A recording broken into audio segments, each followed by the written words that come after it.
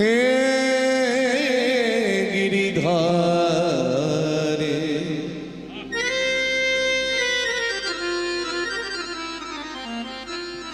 হে চির সুন্দর হে ব্রজ বিহারী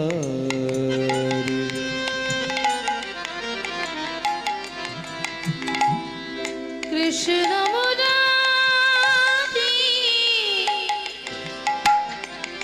আউটটা তোলে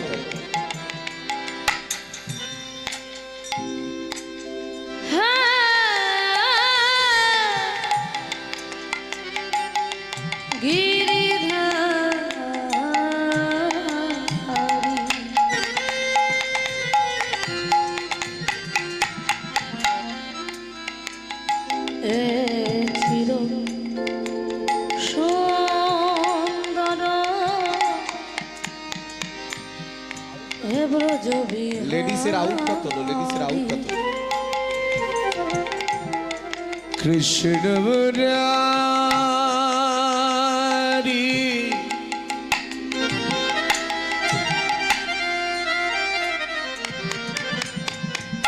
হে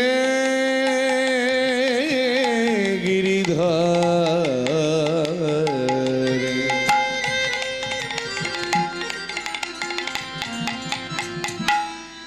হে চির সুন্দর হে ব্রজ বিহারী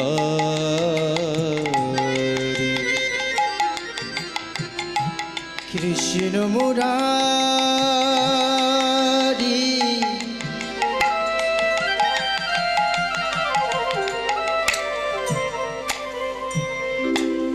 হে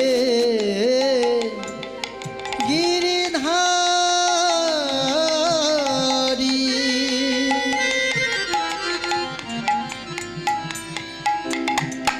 হে চির সুন্দর হে ব্রজ বিহারী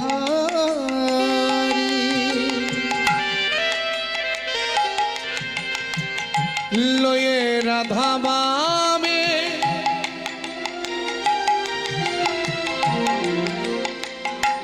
হৃদি ব্রজ ধামে লয়ে রাধাবামে ও গরিদি ব্রজধামে লয়ে রাধা বামে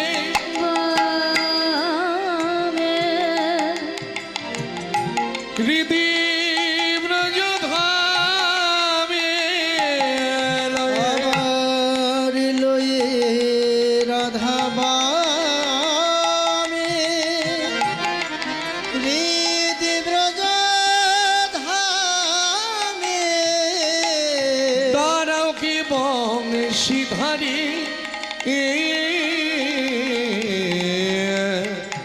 তারাও কি বংশীধারী তারাও কি বংশীধারী কৃষ্ণ মুরারি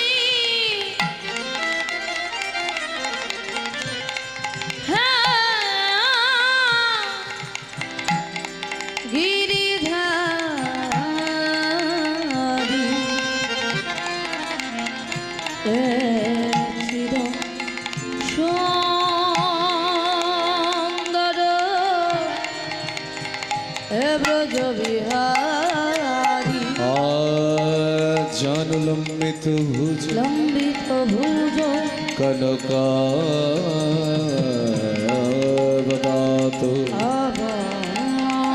সংকীর্তনৈকপিতর কমলায়তক্ষ বিশ্বম্ভর দ্বিজবার যুগধারি মপাল বন্দে জগতি প্রিয় করুণা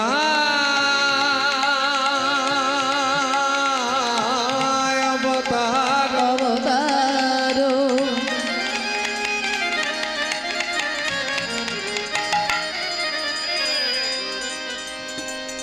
গুরু ব্রহ্মা গুরু বিষ্ণু গুরু বিষ্ণু গুরুদেব মহেশ্বর মহেশ্বর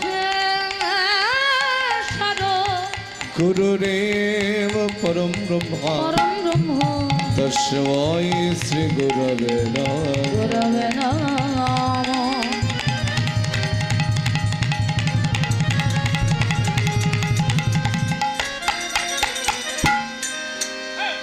হে কৃষ্ণ করুণা সিন্ধু করুণা সিন্ধু দীনবন্ধু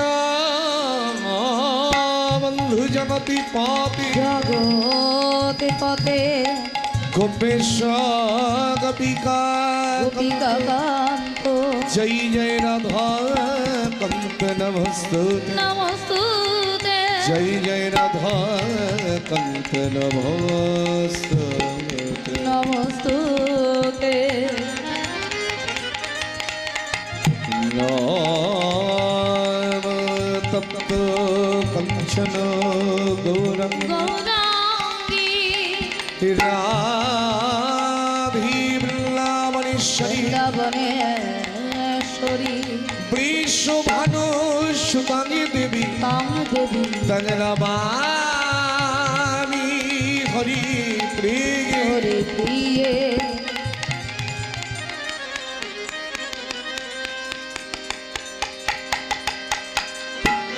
নমস্ত্রী কালসত্তায় কাল সত্যায় জগন্নাথ সুতায়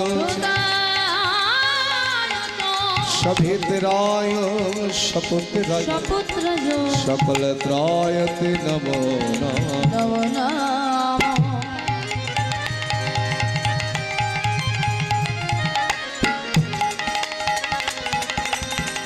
জয় রূপ সনাতন ভট্ট রঘুনা ভট্ট রঘুনা শ্রীজীব গোপালী ভট্ট দাস রঘুনা দাস রঘুনা এই ছয় গোসাইয়ের করি চরণ বন্দন যা হইতে বিঘ্ন নাশ ভীষ্ট অভীষ্ট পুরা বঞ্ছ কল্পতরুভ্য কল্পতরু ভস্য কৃপা সিন্ধু ভয়ে ভয়ে বাথ পতিতানং পাবন হরে ভো বৈষ্ণবে ভো নমঃ। নব নাম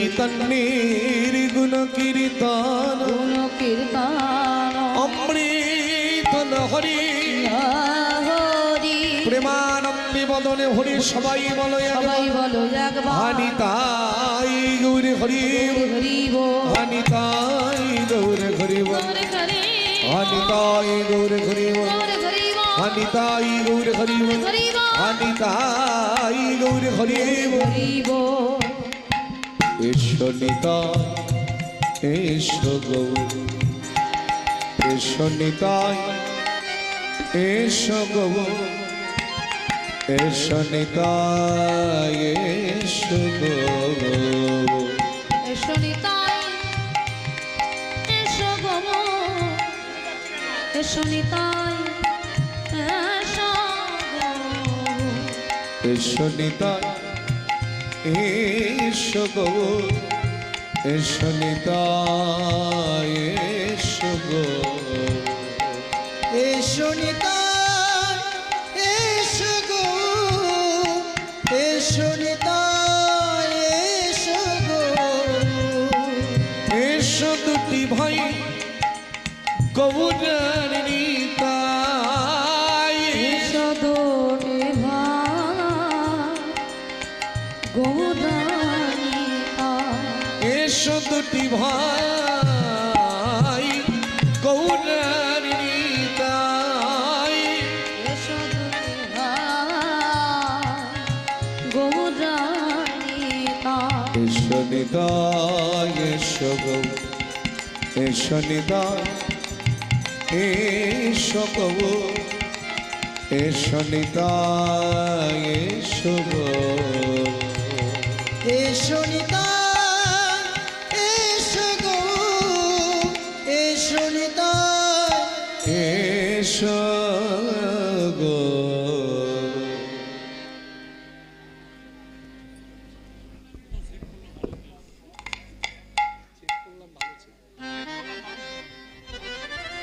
আর একটা খাবার খেলে অন্তর ভরে। কেউ পেট ভর্তি করবার জন্য খাবার পাওয়ার জন্য গেছেন, আবার কেউ এখানে অন্তর ভর্তি করবার জন্য বসে আছে। সকলের চরণধুলিকে পাথেয় করে আজকে আবার অনেক বছর পরে বামুনগাছির এই হরিবাসরে এলাম। করোনার আগে এসেছিলাম এক বছর। তো যাই হোক, সবাই ভালো আছেন তো? বেশ, কারণ অনেক ঝড় চলে গেছে মাঝখান দিয়ে। আর তারপরে আমি একটু মানসিক যন্ত্রণা নিয়েও কীর্তন গাইছি কদিন ধরে। আমার বাবা নার্সিংহোমে ভর্তি রয়েছেন। এখন আমি যদি বলি 11th আওয়ারে আমি যাব না, তাহলে তো এরাও বিপদে পড়বে। তো যাই হোক, যন্ত্রণা থাকবেই। যতদিন পৃথিবীতে থাকবো যন্ত্রণা কমবে না বাবা। যখন চলে যাব তখন যন্ত্রণা শেষ হয়ে যাবে, যন্ত্রণা থাকবেই। আর জাগতিক জগতের যন্ত্রণা তো ভোগ করতেই হবে, প্রত্যেককেই করতে হয়। এসব সেই যন্ত্রণাকে দূরে রেখে যেন আমরা গৌর গোবিন্দের প্রেমের যন্ত্রণায় একটু আবদ্ধ হতে পারি। সবাই মিলে দুটি বাহু তুলে বলো, নিতাই গৌর হরি বল, গৌর হরি বল।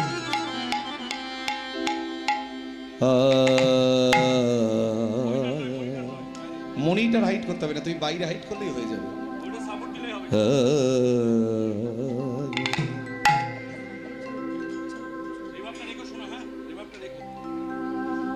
ওগো এই কৃপা করো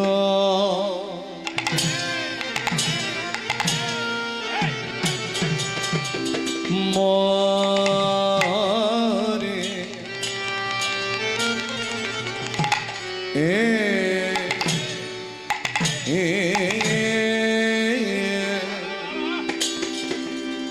মায়া ও ওই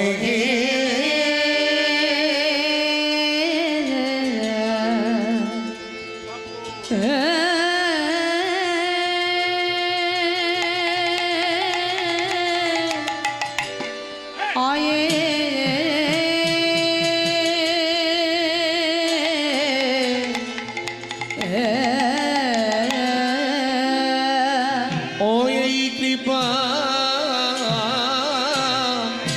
করো রে,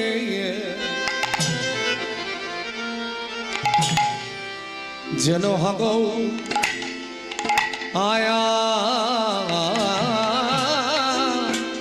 হাগুরি বলি হায়ে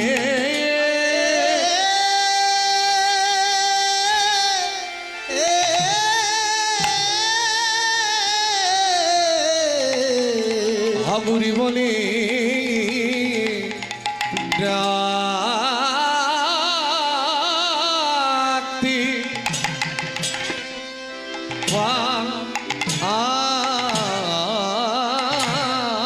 আরি আহারি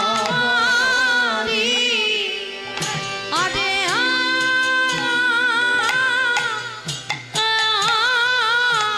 মরিয়া আয়া ওই হারি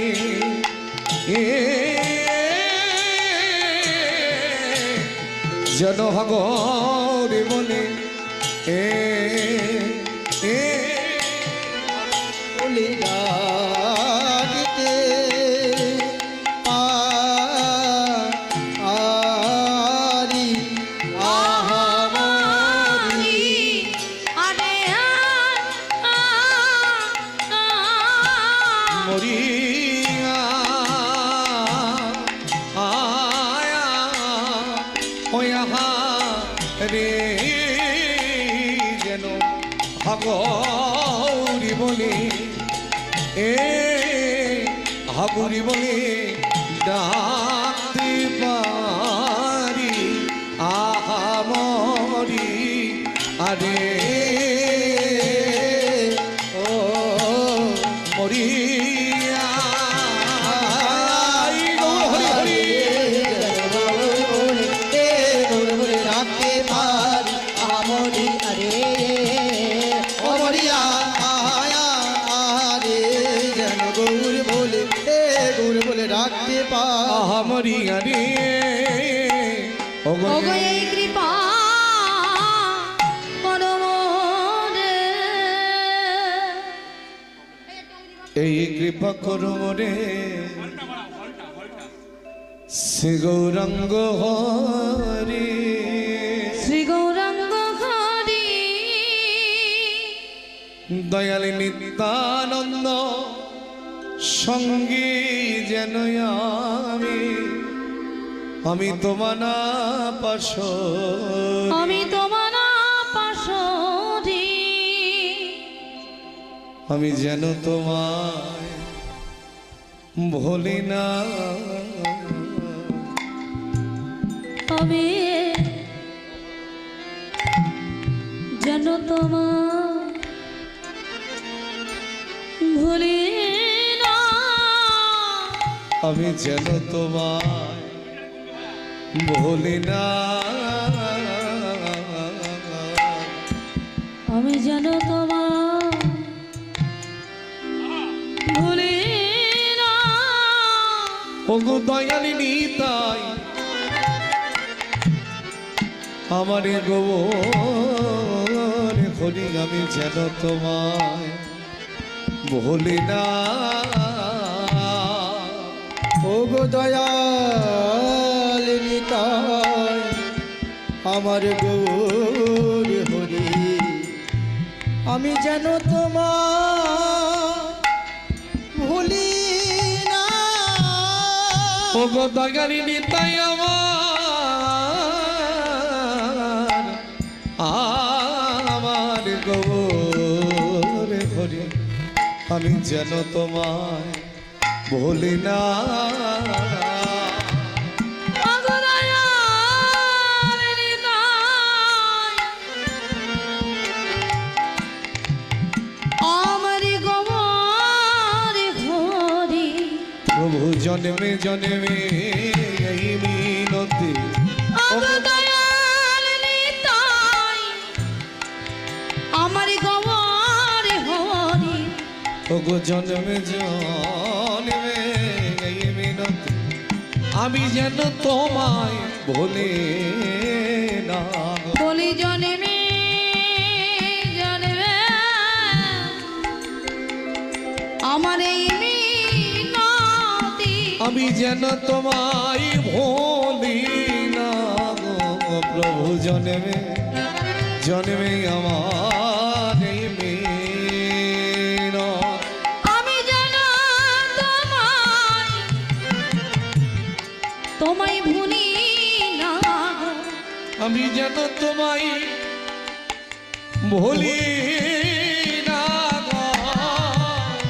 বলি জন্মে জন্মে আমার এই মিনতি চরণের দাসী করে আমায় রেখে দিও বলি জন্মে জন্মে আমার এই মিনতি চরণের দাসী করে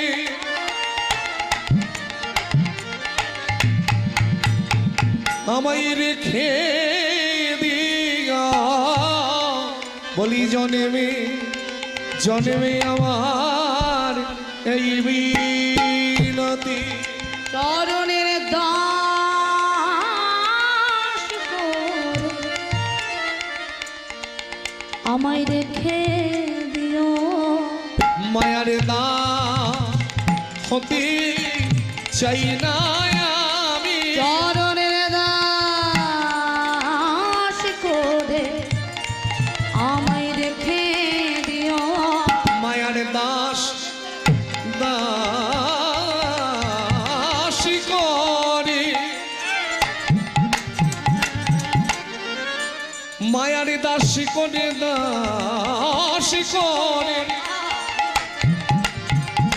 আমায় রেখো না গো। চরণের দাস করে আমায় রেখে দিও। আমি যেন তোমায়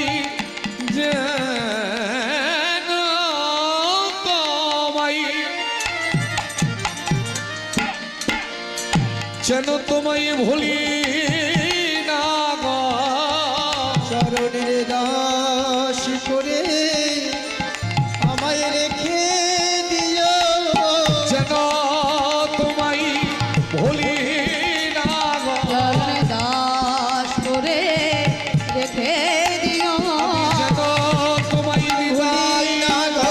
দাস করে রেখে দিও। চরণের দাস করে রেখে দিও। আমায় যেন তোমায় ভুলি না গো। আমি যেন তোমায় ভুলি না। কি বলছেন বৈষ্ণব পদকর্তা? এই কৃপা করমরে শ্রী গৌরাঙ্গ হরি দয়ালে নিত্যানন্দ সঙ্গে যেন আমি তোমা না পাশে। কথাটা কে বলছেন? বিখ্যাত বৈষ্ণব পদকর্তা, যার নাম হলো হরিদাস স্বামী। এদিকে মা, এই যে ও মা, আমার দিকে তাকাও, কি গল্প করছো?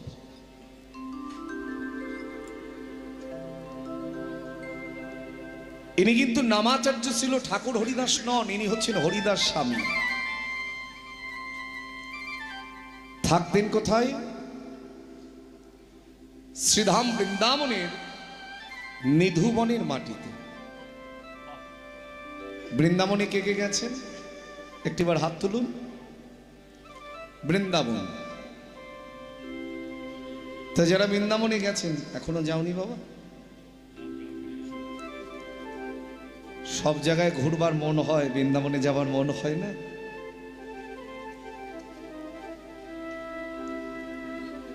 দুই একজনের দেখবেন ট্যুর করবার নেশা আছে, সুযোগ পেলেই দীঘা চলে যায়, বাড়ির কাছাকাছি।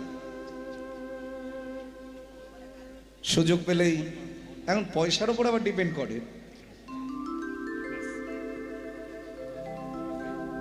তো জাগতিক জগতের মানুষদের বিভিন্ন ট্যুরের জায়গা আছে, মুকুটমণিপুর, অযোধ্যা পাহাড়, দার্জিলিং, সিকিম, গ্যাংটক, কত জায়গা ঘুরবার। কিন্তু এখানে একটা প্রশ্ন, জাগতিক জগতের মানুষের ঘোরবার জায়গা হলো এগুলো, কিন্তু পরমার্থিক জগতের ঘরে যারা পৌঁছে গেছে, যারা ভক্ত বৈষ্ণবতা লাভ করেছেন, তারা কিন্তু এই দীঘায় যাওয়ার জন্য মন প্রাণ কাঁদে না তাদের। তারা সেখানেই যেতে চায় যেখানে গেলে তার লীলাভূমি দর্শন হবে।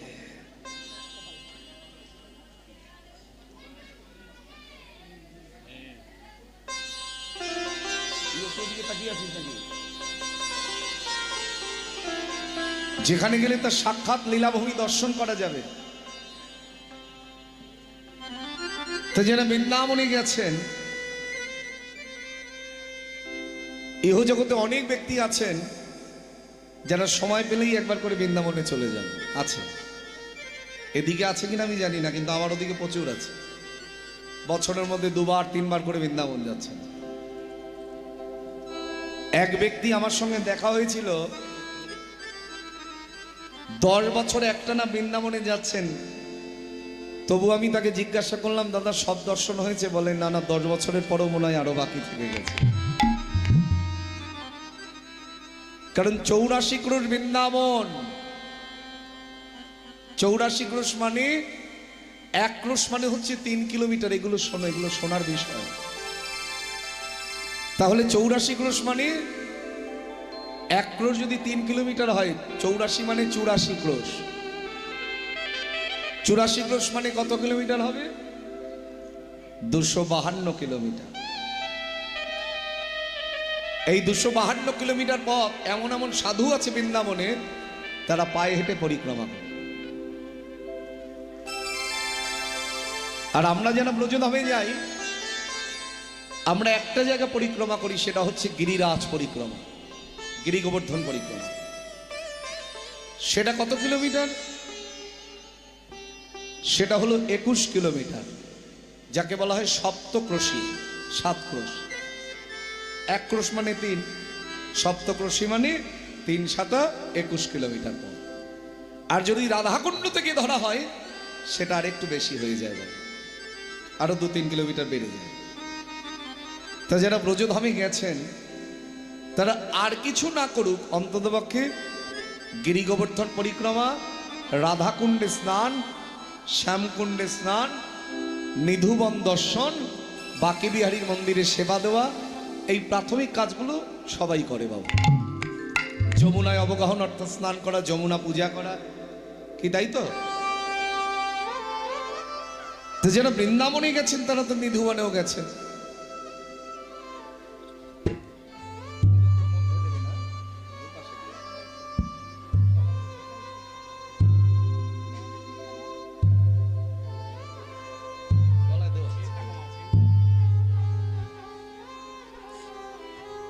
অথচ নিধুবনে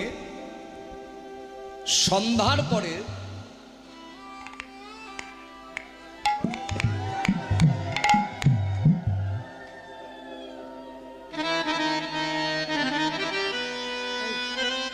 নিধুবনের সন্ধ্যার পরে মানুষ তো দূরের কথা, একটা কীট পতঙ্গ পশু পাখি সেখানে প্রবেশ করতে পারে না। আর যদি কেউ সেখানে জোরপূর্বক প্রবেশ করতে চায়, সে আর জীবিত অবস্থায় ফিরে আসে। যারা যাননি যান, গিয়ে দেখে আসুন। আপনাকে সারাদিন নিধুবনে প্রবেশ করতে দেবে, কিন্তু যেই না সন্ধ্যা ঘনিয়ে আসবে, নিধুবনের দরজা বন্ধ হয়ে যায়। আর বৃন্দাবনে গরমের দিনে সন্ধ্যা লেগে যায় প্রায় রাত 8টার সময়।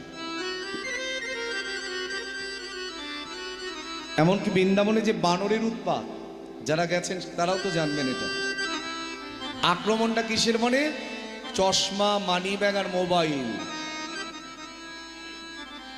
দেখো আমার কথা ঠিক না ভুল, গিয়ে দেখে এসো। ওই নিধুমণি যে মাননেরা থাকে, তারাও সন্ধ্যার পরে স্থান পরিত্যাগ করে।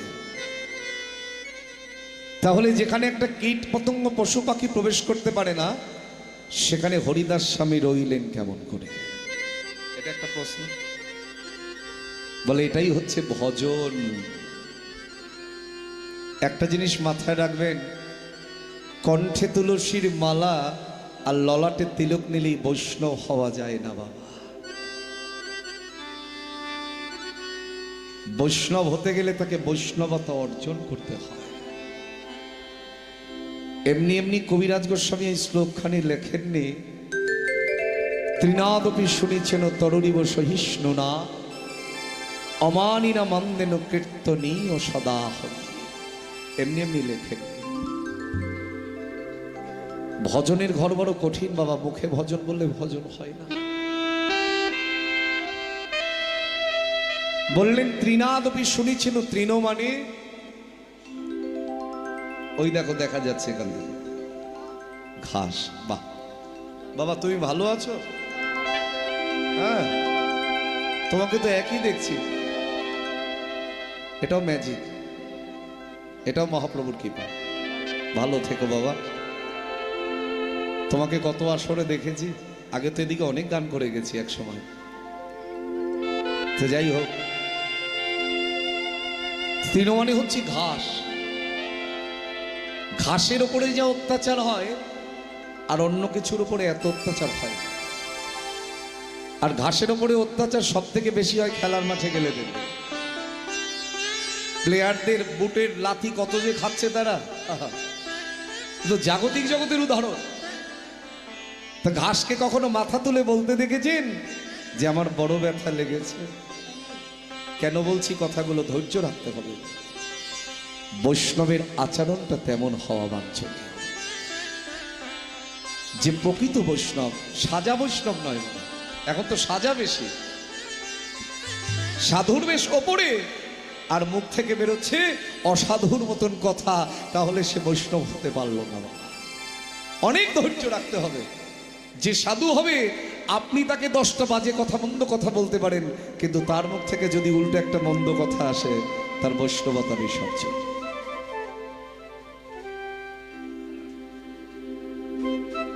তো সেই ধৈর্য কি আমাদের এই কলিযুগে বর্তমান দিনে বৈষ্ণবদের আছে?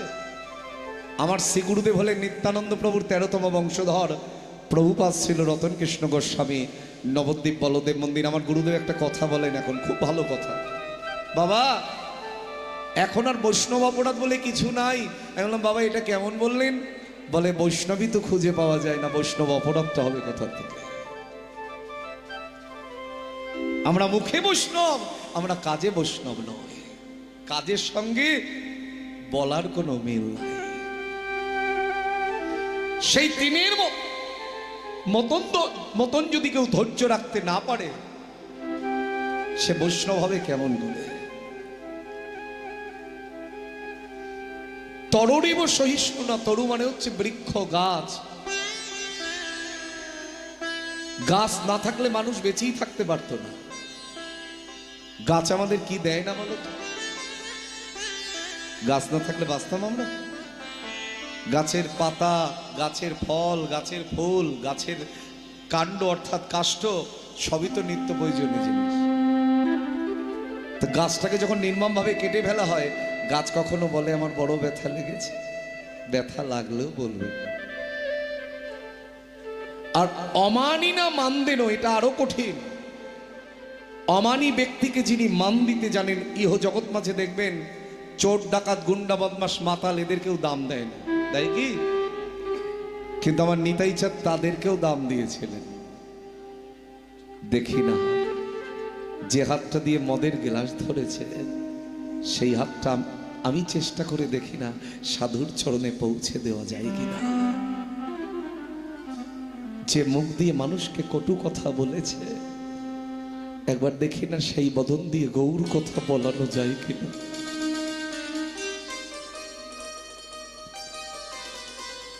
অমানি ব্যক্তিকেও যিনি মান দিতে জানেন, তিনি হচ্ছেন আমার নিতাই চাঁদ।